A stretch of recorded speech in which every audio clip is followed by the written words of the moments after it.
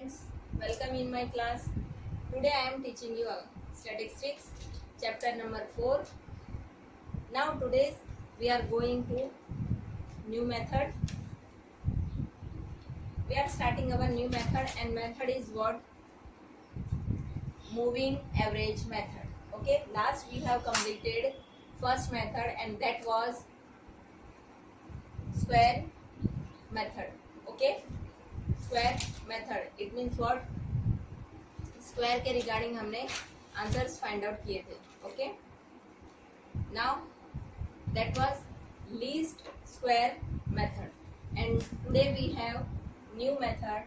This is moving average method. Okay, moving average method आपको नाम से ही पता चल रहा होगा कि इसमें एवरेज फाइंड आउट करना है. ठीक है, इस मेथड के रिगार्डिंग यहाँ पे एक सम दिया हुआ है and some is what? Find the trend by 3 yearly moving average from the following data about the sales in 10 lakh of a company. एक कंपनी के रिगार्डिंग आपको सेल्स ईयरली गिवन है. Okay, so first column for year, second for sales in 10 lakh and third one is time, it means T, and fourth column is different. 3 yearly moving total.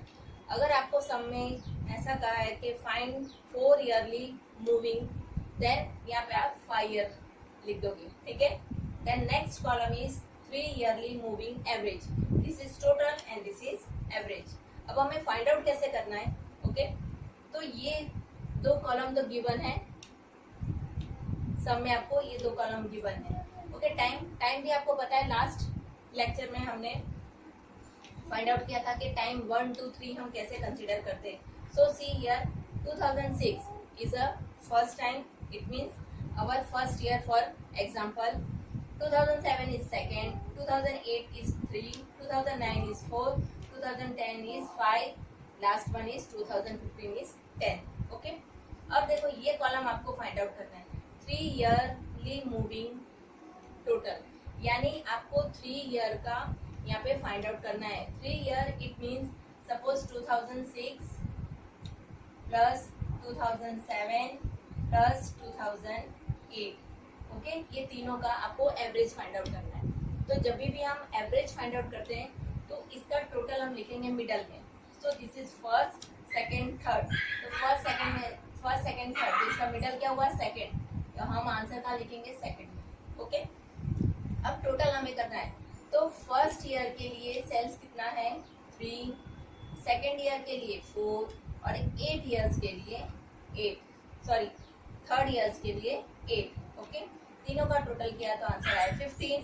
और ये 3 yearly moving average आपको find out करना है.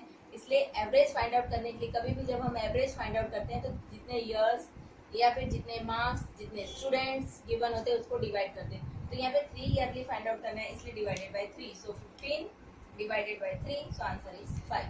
Okay, अब देखो next में क्या करेंगे. फर्स्ट तो आपने फाइंड आउट कर लिया कि फर्स्ट सेकंड थर्ड है, उसमें से सेकंड में हमने लिख दिया. अब थर्ड में आपको क्या करना है कि थर्ड में इसको कट कर देना है.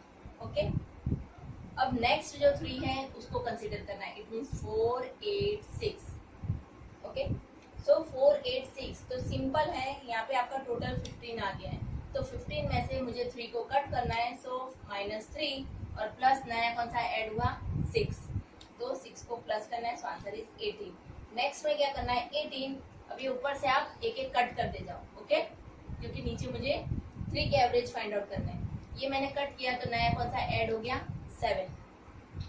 सो 18 - 4 + 7, सो answer is 21 divided by 3, so 7. Next अब आप क्या करोगे? 8 को कट कर दो और 11 को ऐड कर दो. सो 24 -8 + 11, सो 24 divided by 3, so answer is 8. अब क्या करना है हमें?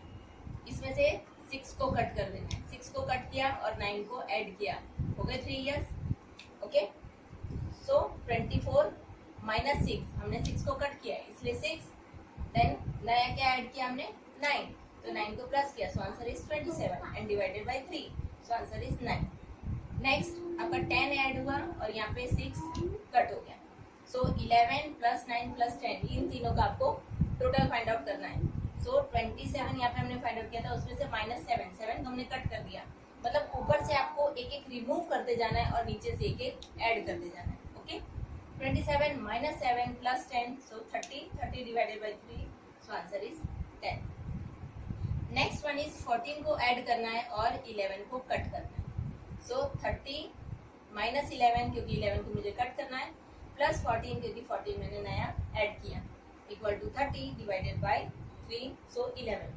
नेक्स्ट वन इज अब मुझे 12 को ऐड करना है और 9 को कट करना है। So 33 - 9 + 12 equal to 36 divided by 3, so answer is 12। Okay, अब देखो इसके नीचे नहीं है, तो मैं अगर सपोज 10 को कट करती हूँ तो इसके नीचे फिर मुझे मेरे पास 3 होने चाहिए। 3 नहीं है तो यहाँ पे हम स्टॉप कर देंगे। सिंपल याद रखना कि जब 3 इयर्स का आपको कैलकुलेट करना होगा, ओके, 3 इयर्स का मूविंग एवरेज फाइंड आउट करना होगा, तो आपका फर्स्ट ब्लैंक होगा और लास्ट वाला ब्लैंक होगा, और उसके बाद ही आपको एवरेज ऐसे साथ साथ में आप एवरेज कैलकुलेट करते जाना। ठीक है, जो भी आंसर आए total divided by 3, so answer is 5। ये 3 इयर्स का आपको गिवन था। सपोज अगर क्वेश्चन में ऐसा गिवन हो कि calculate 5 years moving average method, तो सिंपल है, यहाँ पे हमने 3 को कैलकुलेट किया, उसमें क्या करेंगे 5। अब जब 5 को हम कैलकुलेट करेंगे तो यहाँ पे हमने आंसर सेकंड के सामने लिखा है, उसमें किसके सामने लिखेंगे, थर्ड के सामने, क्योंकि 2 टॉप पे और 2 बॉटम पे, तो बीच में मिडल कौन सा हुआ 3। तो जब भी हम 5 इयर्स का मूविंग एवरेज फाइंड आउट करेंगे तो आपके ऊपर के 2 ब्लैंक रहेंगे और नीचे के भी 2 ब्लैंक रहेंगे, और यहाँ भी हम डिवाइड किससे करेंगे 5 से। सिर्फ इतना डिफरेंस है 3 और 5 में। ठीक है, अगर आपको कहा है कि फाइंड 3 इयर्स मूविंग एवरेज, तो 3 से डिवाइड करना है और यहाँ पे 3 फ्रीक्वेंसीज आपको प्लस करनी है। और अगर आपको कहा है कि find 5 years moving average method, तो यहाँ पे 5 वेरिएबल्स 5 ऑब्जर्वेशंस हैं, उनको प्लस करना है और डिवाइड भी 5 से ही करना है। क्लियर? आई थिंक आपको ये मेथड समझ में आ गया होगा। ओके, नेक्स्ट लेक्चर में हम नेक्स्ट नया मेथड फाइंड आउट करेंगे। Bye and have a